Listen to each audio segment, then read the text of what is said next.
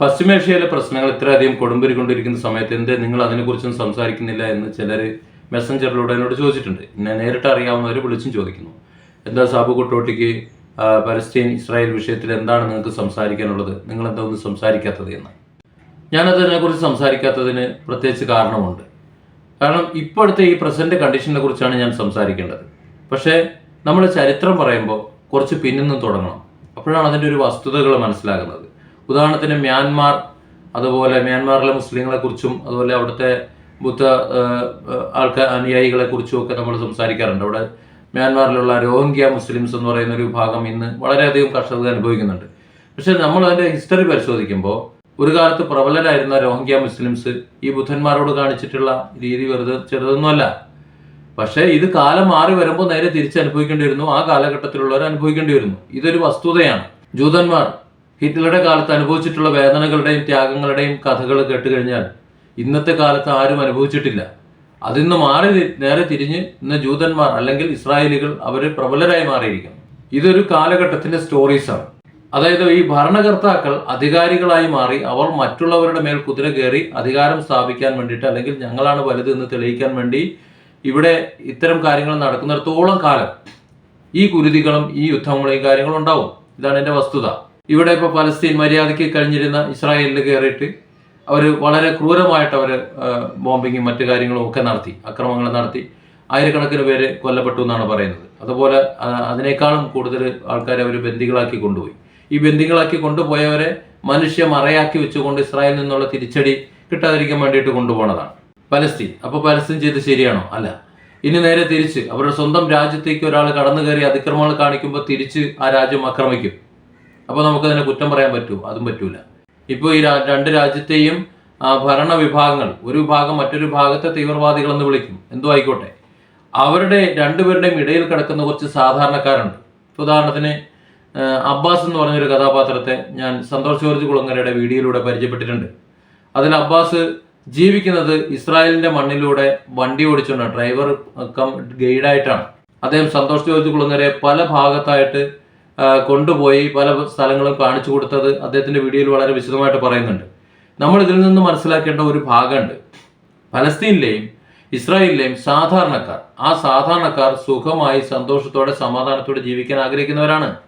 അവർ പരസ്പരം അടിക്കാൻ ഇഷ്ടപ്പെടുന്നില്ല. രണ്ട് രാജ്യമായി നിലനിൽക്കാൻ പോലും ഇഷ്ടപ്പെടുന്നില്ല. കാരണം അടിസ്ഥാനപരമായി ഇത് രണ്ടും ഒന്നാണ്. എന്നാൽ രാജ്യത്തിന് അതിർത്തികൾ വേണം, അല്ലെങ്കിൽ ഞങ്ങളാണ് വലുത് എന്ന രീതിയിൽ ഈ ഭരണകർത്താക്കളാണ് തമ്മിൽ അടിക്കുകയും വൈരാഗ്യവും ചെയ്യുന്നത്. അതെല്ലാ സ്ഥലങ്ങളിലും അങ്ങനെയാണ്. ഏത് രാജ്യങ്ങൾ എടുത്തു കഴിഞ്ഞാലും അങ്ങനെയാണ്.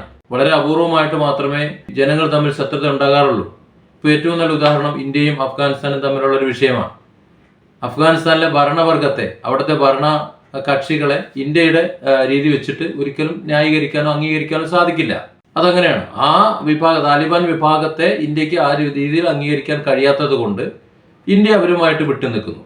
അതേസമയം ഇപ്പോൾ ഈ കഴിഞ്ഞ ദിവസം യാസിൻ ബ്ലോഗ്സിന്റെ യാസീൻ അവിടെ അനുഭവപ്പെട്ടിട്ടുള്ള, അഫ്ഗാനിസ്ഥാനിൽ അനുഭവപ്പെട്ടിട്ടുള്ള അനുഭവം എന്താണ്?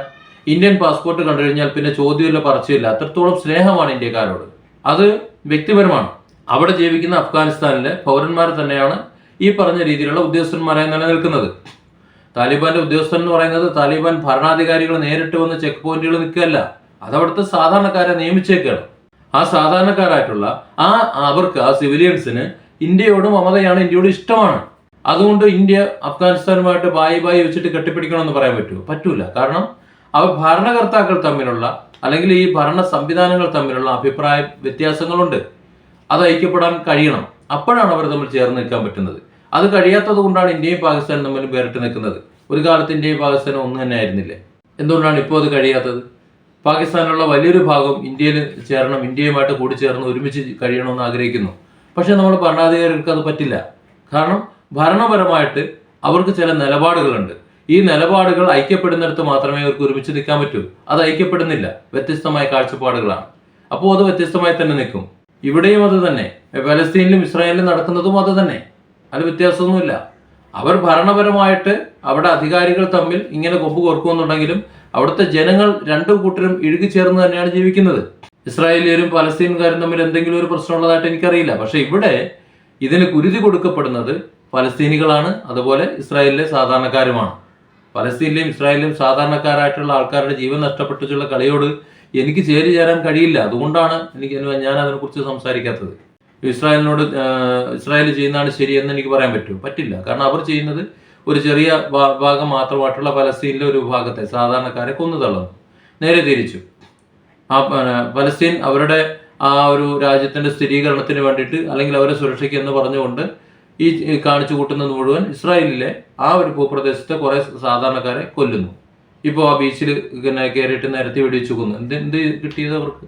ഇത് ആയുധ കച്ചവടം നടത്തുന്ന കുറെ ആൾക്കാർ കുറെ കാശുണ്ടാക്കാൻ പറ്റുമെന്നല്ലാതെ പ്രത്യേകിച്ചൊന്നുമില്ല. ഈ ഭരണകർത്താക്കളായിട്ടുള്ള ആൾക്കാർ ഇതൊക്കെ കഴിഞ്ഞിട്ട് അവര് ലോകത്തിന്റെ സഹായത്തോടെ പോയി സുഖിച്ച് വേറെ ഭാഗത്ത് സുഖവാസം ജീവിക്കുക ചെയ്യുക. അവിടെയും ഈ കഷ്ടപ്പാട് അനുഭവിച്ച് ഇതിൻ്റെയൊക്കെ പാത്രമായിട്ടുള്ള സാധാരണക്കാർ അപ്പോഴും കഷ്ടപ്പാടിൽ തന്നെ ആയിരിക്കും. അപ്പോൾ സ്വന്തം ജനതയെ നോക്കാത്ത, സ്വന്തം ജനങ്ങളുടെ ഇത്തരത്തിലുള്ള കഷ്ടപ്പാട് കാണാത്ത ഭരണാധികാരികൾ എവിടെ ഉണ്ടെങ്കിൽ അവിടെ ഇതൊക്കെ ആവർത്തിച്ചുകൊണ്ടിരിക്കും. തലവിധി അല്ലാതെ ഒന്നും പറഞ്ഞിട്ട് കാര്യമില്ല. ഇവിടെ ഇന്ത്യയിൽ നിന്നുകൊണ്ട് ഒരു സാബു കൊട്ടോട്ടി സംസാരിച്ചുകൊണ്ട് ഇത് എന്തെങ്കിലും വരില്ല. അതുകൊണ്ട് നമുക്ക് കഴിയാത്ത കാര്യങ്ങളെക്കുറിച്ച് നമ്മുടെ രാജ്യത്ത്, നമ്മുടെ സംസ്ഥാനത്ത് നമ്മൾ ശ്രദ്ധയപ്പെടുത്തി കഴിഞ്ഞാൽ ഒരു പക്ഷേ നമുക്ക് പ്രതികരിക്കാം. അതുപോലെ മറ്റൊരു രാജ്യത്തിന്റെ നമുക്ക് കഴിയാത്ത ഒരു കാര്യത്തെക്കുറിച്ച് വെറുതെ അഭിപ്രായം പറഞ്ഞ് റീച്ച് കൂട്ടിയിട്ട് പ്രത്യേകിച്ച് കാര്യമൊന്നുമില്ല എന്നതുകൊണ്ടാണ് ഞാൻ അതിനെക്കുറിച്ച് സംസാരിക്കാത്തത്. എന്നെ സംബന്ധിച്ചിടത്തോളം പലസ്തീനിലെയും അതുപോലെ തന്നെ ഇസ്രായേലിലെയും സാധാരണക്കാർ, സിവിലിയൻസ്, അവർ പരസ്പരം ഇഷ്ടപ്പെടുന്നവരാണ്, സ്നേഹിക്കുന്നവരാണ്, അവർ ഒരുമിച്ച് ജീവിക്കുന്നവരുമാണ്.